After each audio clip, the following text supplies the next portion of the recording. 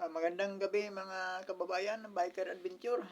Dito na naman tayo mga kababayan sa aking munting YouTube channel. Uh, Pag-usapan lang natin mga kababayan no, itong sa panahon ni kasalukuyang administrasyon ngayon at saka sa panahon ng former President Rodrigo Roa Duterte mga kababayan. Ito ngayon sa ano mga kababayan, unahin natin itong sa kasalukuyang presidente no, si Bongbong Marcos Jr. mga kababayan. Sabi ni ano dito, sabi ni Claire Castro mga kababayan, no? Kahit pumalo na sa 17.71 trilyon ang utang ng Pilipinas ay kitang-kita naman ang mga nagawa ng administrasyon mga kababayan. Kahit pumalo na sa 17.71 trillion, almost 18 trillion na mga kababayan ang utang ng Pilipinas, no? Pero sabi ni Claire Castro, kitang-kita naman daw, no? Naman ang mga nagawa ng Pangulo mga kababayan. Nagawa ng Pangulo, no? Upang palaguin at mapaunlad daw ang ating bansa. Wow. Napaunlad ka ba mga kababayan? Ano sa tingin nyo? Napaunlad ba ng administrasyon ngayon ang ating bansa? No? Napalago ba ang ating administrasyon ngayon ang ekonomiya ng bansa? Kasi sabi ni Claire Castro, sabi ulitin ko mga kababayan, no? Ito yung ano dito tayo nakabase mga kababayan, no? Sabi ni Claire Castro dito no?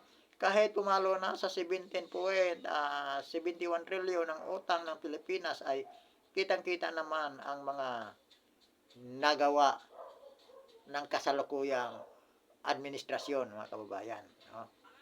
Nagawa daw upang palaguin, no? At paunlarin ang ating bansa. Mukhang hindi nararamdaman ng taong bayan at hindi nakikita ng taong bayan yung sinasabi ni Claire Castro. Kitang-kita naman daw ang nagawa ng administrasyon, no? Upang palaguin at paunlarin ang ating bansa. Ano bang nakikita niyo mga kababayan na lumalago ngayon sa administrasyon ng Pangulong Bongbong Marcos Jr.? No? Ang napalago niya ay ang talamak na korupsyon, no? Napalago ang nakawan sa ating bansa, no? At ang napaunlad niya mga kababayan ay hindi ang bansa, hindi ang taong bayan. Ang napaunlad niya ay ang mga magnanakaw, ng mga congressman at senador, no? Yung mga, yun ang napaunlad niya. Yung mga sindikato sa gobyerno na nakaupo sa ating ngayon mga kababayan, no? Hindi tulad sa panahon ni PRRD nga talaga mga kababayan, no? Nga ang dami. Yun ang pilit nilang binubura mga kababayan sa ating kasaysayan. Yung mga nagawa ni PRRD noong araw. No. Tapos ito pa mga kababayan, ito pa ang sinasabi ni Claire Castro. Mayroon ba dito si Claire Castro mga kababayan na nakakatawa.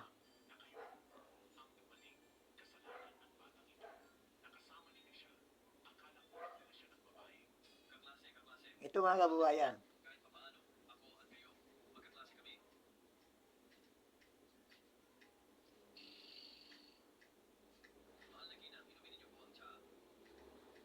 Ang sabi ni Claire Castro mga kababayan, no? Sabi ni Claire Castro, nabulol na ako mga kababayan, kung galit po ang mga Pilipino sa korupsyon, lalo pong mas galit ang ating Pangulo. Ito na mga kababayan, galit pala ang ating Pangulo sa korupsyon daw. No? Sino bang ating Pangulo ngayon? Si Bongbong Marcos Jr., di ba? Hindi naman yata si Martin Romualdez, ano? Hindi rin si Lisa Aranita Marcos. Si Bongbong Marcos Jr. talaga ang ating presidente ngayon sa Pilipinas, no? Kung galit daw ang mga Pilipino sa korupsyon, mas lalo daw galit ang presidente. Ito na tayo ngayon, pag-usapan natin mga kababayan. Kung galit ang Presidente Marcos sa korupsyon, ang tanong, bakit niya inabulis ang Presidential Anti-Corruption Commission ay tinatag ni former President Rodrigo Roa Duterte upang mapigilan ang mga corrupt, mga government official sana mga kababayan. Inabulis ni Marcos yun eh. Hindi niya na kailangan. Kasi galit siya sa korupsyon. Galit ba sa korupsyon? O gustong-gusto niya talaga ang sistema ng korupsyon, mga kababayan? Diba? Ito na. Kung galit si Marcos Jr. sa korupsyon, bakit niya inaaprubahan ang mga insertion sa BICAM, mga kababayan, sa national budget? No? Kung galit siya sa korupsyon, bakit niya inaaprubahan yung mga insertion ng mga congressman, mga kababayan? No? Yung mga pagnanakaw nila sa pundo ng taong bayan, no? Tulad ng PhilHealth, nga inilipat nila sa unprogrammed fund. Ang sabi ng Supreme Court, mga kababayan, ay unconstitutional pala yun. Pero bakit pinapalipat ng presidente ang pundo ng PhilHealth nga almost 900 billion, mga kababayan, no? At ipinalipat sa unprogrammed fund. Kung galit siya sa korupsyon, saan napunta ngayon yung 900 billion, mga kababayan, nga pundo ng PhilHealth? 90 billion, mga kababayan, sorry, di 990 billion ba, kung di ako nagkamali.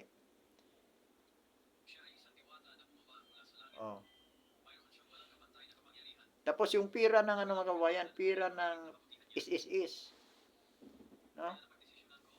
Pag-ibig ban, PDIC, Land Bank of the Philippines, kinuhaan niya ng bilyon-bilyon pira at inilipat sa unprogrammed fund. No? Ipinasok naman nila doon sa DPWH, mga kababayan. Pagdating sa DPWH, mga kababayan, inilabas na nila sa pintuan ang pira ng taong bayan. No? Idinaan la sa exit nga flood control, mga kababayan. Yung flood control, exit lang yon sa people's money papunta sa kanilang mga bulsa. Tapos sabihin ni Claire Castro, nga galit daw ang Pangulo sa korupsyon. Kung galit ang Pangulo sa korupsyon, mga kababayan, bakit hanggang ngayon, yung mga nagpasimuno sa malawakang korupsyon sa Pilipinas, ay wala pa rin napaparusahan? Dinadivert nila ang isyu, mga kababayan, kung saan-saan. Napapunta sa impeachment ni BP Sara Duterte. Ngayon, dinadala na naman tayo sa isyu ng West Philippine Sea, mga kababayan. Kung saan, nawalaan tayo ng sa West Philippine Sea ng 803,000 square kilometer, mga kababayan. Nang dahil din kay Marcos Jr. nga isinisi naman nila, no? Kay PRRD. Ito, mga kababayan, may rin dyan sa West Philippine Sea. Kaya tayo nawalaan, no, ng 803,000 square kilometer, mga kababayan, dahil sa ginawa ni Marcos Jr. Ano na pong klase?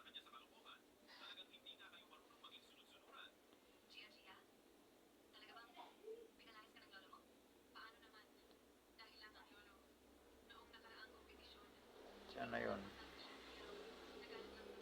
Ito, mga kababayan. Ito ang presidente dahil pinirmahan niya noong November 2024 ang National Maritime Zones Act na wala ng teritoryo ay si Bobo Marcos.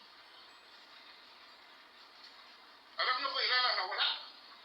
803,000 square kilometers. Hindi ko maisip kung gaano kalaki yan. Ang pangatong presidente dahil pinirmahan niya noong November 2024 ang National Maritime Zones Act ay si Bobo Marcos. Oh. Nawalaan tayo mga kababayan ng teritoryo sa West Philippine Sea nga 803,000 kilometers mga kababayan, di ba? 803,000 kilometers, square kilometers ang nawala na sa ating teritoryo mga kababayan sa West Philippine Sea dahil pinirmahan ni Bongbong Marcos Jr. ang National Maritime Act mga kababayan noong 2024. Na isinisi naman nila sa mga Duterte. Nga kaya daw tayo nawalaan, no? Dahil dahil kay Duterte mga kababayan, pagkaamawa ng ating ngayon mga kababayan, di ba? Si Marcos ang daming lapses, ang daming hindi katulad ni Duterte mga kababayan. Sa panahon ni Duterte, ang dami siyang ginawa nga pilit ngayong binubura sa ating alaala, no? Ang mga magandang nagawa ni PRRD sa kanyang pamumuno. Ito mga kababayan, i-play natin tong isa lang to sa mga mga kababayan ni PRRD na ginawa nung araw. Duterte Legacy, ang katotohanan unti-unting binubura, samantala ang kaunting nagawa, yun ang pilit pinahiral at pinapakita, subalit ang pangalang Duterte ay lubos nang nakaukit sa isip at puso ng milyon-milyong mamamayang Pilipino. Pakinggan, 10 years passport, 10 years driver's license, 10 years seaman book, free tuition bill sa kolehiyo, inayos ang MRT, tigil ang laglag bala sa airport, pinaganda at pinalinis ng matagalang solusyon ng Manila Bay, Pasig River, Basico Beach, Manila Zoo, Boracay. Nakapagpagawa at ramdam ng taong bayan gaya ng airport, seaport, coastal, bridges, skyway, school, hospital, malasakit center, plus 1K sa SSS pensyon, MUP salary double, Manila Bay, pagsugpo ng kriminalidad at tanim bala na tuldukan, dobleng sahod ng pulis at sundalo. Teroristang mautinabura sa balat ng lupa, mga rebelding grupo sa Mindanao tumahimik, mga drug lord na ayaw tumigil sa paggawa ng droga, kahit nasa loob na ng kulungan naglaho, ang mga kriminal katulad ng rapist, snatcher, holoper, killer, mga siga at mga adik bumiyahe papuntang langit, mga Diyos-Diyos ang politiko na supplier ng droga bumulagta, ganyan dapat ang pinuno. Naging impyerno ang mundo ng mga walang yang tao at naging ligtas ang paligid sa mga mabubuti at matitinong mamamayan. Diablo sa diablo, anghel sa mga anghel. Best president ever, sa kanya palang panalo na tayong mga Pilipino. Kaya sa next election, piliin yung presidente na may tunay na malasakit sa mga Pilipino at sa kanyang bansa. Ito ang Ayan mga kababayan, no? Naalala nyo pa panahon ni Pinoy, talamak yung laglag bala sa airport. Pero pagdating ni Duterte mga kababayan, kusa silang huminto, no? Natakot kay Duterte.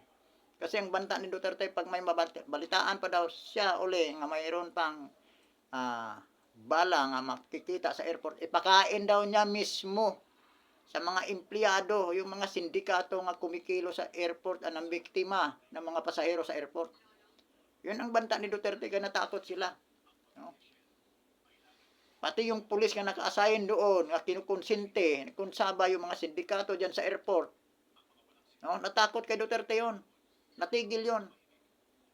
Yung dumi, nga Pasig River mga kababayan, yung ilog Pasig, pinalinis ni Duterte yon, diba? Kay Marcos, ginawa ba yon mga kababayan? Yung mabaho at talagang tambak ng dumi nga Rojas Boulevard, yung Manila Bay mga kababayan, nga ngayon, no? Nga pilit na naman ng sinisiraan ang ginawa ni Duterte sa Dolomite Beach mga kababayan. Ilang presidente ng lumipas, dumaan sa ating bansa, pero hindi yan napansin. Pag upo ni Duterte mga kababayan, kasi may malasakit sa bayan, pinagawa ni Duterte, pinalinis yung Rojas Boulevard, no? Kaya nagiging beach ngayon mga kababayan, napakinabangan sa libo-libong mga Pilipino. Pero pilit nga sinisiraan ng mga kawatan, ng mga congressman mga kababayan, no? Mga kawatan ng mga congressman at mga ilang senador, kasama si Loren Legarda nga kumi-question dyan sa Dolomite Beach mga kababayan. Lalong-lalo na yung tiriri doon mga kababayan, nga isa ring kurap panahon ni Duterte, nga tinirminate ni Duterte kasi panay-panay ang punta sa abroad mga kababayan. Kaya galit siya kay Duterte. yung mga driver's license mga kababayan, pati passport, ginagawa ni Duterte 10 years mga kababayan. At panahon ni Duterte, no? Pag kumukuha ka ng mga clearance mga kababayan, tulad ng police clearance, NBI clearance, barangay clearance, ayaw ni Duterte nga pabalik-balikin ka pa sa panahon niya. Kailangan sa isang araw, sa araw na yon makukuha mo yung kailangan mong clearance. Pero mga kababayan, ngayon, ayun ko ngayon mga kababayan kasi hindi na ako nakakuha uli ng clearance, no? Pero bago si Duterte, yun talagang style mga kababayan ng mga kalakalan dyan sa mga police clearance na yan. Kung gusto mong makuha agad, iparas mo, magbayad ka ng 180 mga kababayan. 150 hanggang 180. Makukuha mo agad. Pero pag upo ni Duterte, binalaan lahat yung mga yan. Ayaw niyang mabalitaan nga mayroong mangyayari pang ganon. Ang gusto niya, nga makuha agad ang clearance nga kailangan ng mga Pilipino. Ayaw niyang pabalik-balikin pa. Pero sa panahon ngayon mga kababayan, wala nga tayong build mga kababayan eh. Hininto, hindi pinunduhan ng kasalukuyang administrasyon. Ang tanging ano lang nila mga kababayan, no, ay yung ayuda ni Martin Romualdez at saka yung ano talaga, flood control mga kababayan. Diyan talaga ang bilyon-bilyong kitaan ng mga sindikato sa administrasyong Marcos mga kababayan. Yung flood control project mga kababayan. Diyan talaga nila ibinuhos yung pira ng taong bayan, no? Diyan nila ini-exit sa flood control na yan. Yung flood control talaga mga kababayan ay isang exit sa people's money patungo sa kanilang mga bulsa. At maraming salamat mga kababayan, no, sa panonood dito sa aking munting YouTube channel, no, dito sa aking video. At huwag kalimutan mga kababayan, paki-subscribe dito sa aking munting YouTube channel. At maraming salamat.